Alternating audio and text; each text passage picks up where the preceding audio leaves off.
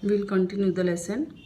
We all wish to be in good health. For good health, our body should get all the different constituents of food, namely carbohydrate, protein, fats, vitamins, minerals, in the right quantities. A diet which provides all these constituents in right quantity is called as balanced diet. यानी balanced diet किसे बोलते हैं? ये जो हमारे शरीर को कार्बोज पदार्थों, प्रोटीन, वसायुक्त पदार्थ, जीवन सत्व और खनिज पदार्थों का उपयुक्त मात्रा में आपूर्ति होना आवश्यक है। भोजन के सभी घटकों की उपयुक्त मात्रा में आपूर्ति करने वाले आहार को संतुलित आहार कहते हैं। यानी सभी चीज़ें हमारे आहार में होना चाहिए। डू यू नो क्या आपको मालूम है कि one eatable many constituents means from every food item in our diet we get several constituents of food. यानी हम अपने रोज़मर्रा के खाने में से हमारे आहार के प्रत्येक पदार्थ में हमें एक से अधिक भोजन के घटक मिलते रहते हैं। उदाहरण के लिए फॉर एग्जांपल चिक्की और गुड़दानी में से हमें मिलता है, from nuts the protein, fats and carbohydrates and from jaggery sugar and iron. यानी मूंगफली में से हमें प्रोटीन, वसायुक्त पदार्थ, कार्बोज पदार्थ मिलते हैं और गुड़ से शर्करा तथा लोहा मिलता है। और बनाना से sugar, some minerals and fibre. और केले में से हमको शर्करा, कुछ खनिज पदार्थ और रेशेदार पदार्थ मिलते हैं। और बॉइल्ड एग में से proteins, fat, some vitamin and minerals. और अंडे में से हमको प्रोटीन और वसायुक्त पदार्थ, कुछ जीवन सत्व तथा खनिज पदार्थ मिलते हैं। We need variety in our diet to get all the types of food constitute. और भोजन के सभी घटक प्राप्त होने के लिए हमारे आहार में विविधता का होना आवश्यक है। अब हम पढ़ेंगे नरिशमेंट एंड मल nutrition. For our body to be well nourished, we must get all the different food constituent in the right quantity. यानी हमारे अगर शरीर को उपयुक्त पोषण होने के लिए आहार में भोजन के सभी घटकों का पर्याप्त एवं सही अनुपात में होना आवश्यक है। If the person's diet lacks some constituents over a long period of time, that person does not get proper nourishment. किसी व्यक्ति के आहार में भोजन के किसी घटक का निरंतर कमी रहे तो उस व्यक्ति को ठीक से पोषण नहीं होता। तब हम यह कहते हैं कि वो व्यक्ति कुपोषित है अथवा कुपोषण के कारण संबंधित व्यक्ति का स्वास्थ्य पर गंभीर प्रभाव हो सकता है।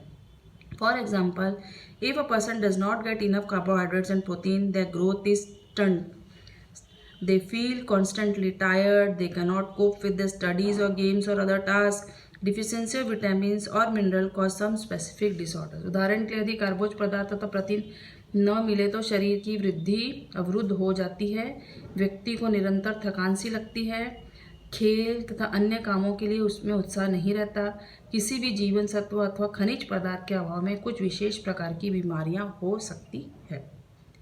There are some misconceptions about diet.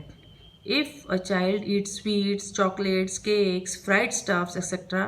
and grows fats, some people think that the child is healthy. यानी किसी को लगता है कि चाइल्ड कैसा है, हेल्दी है।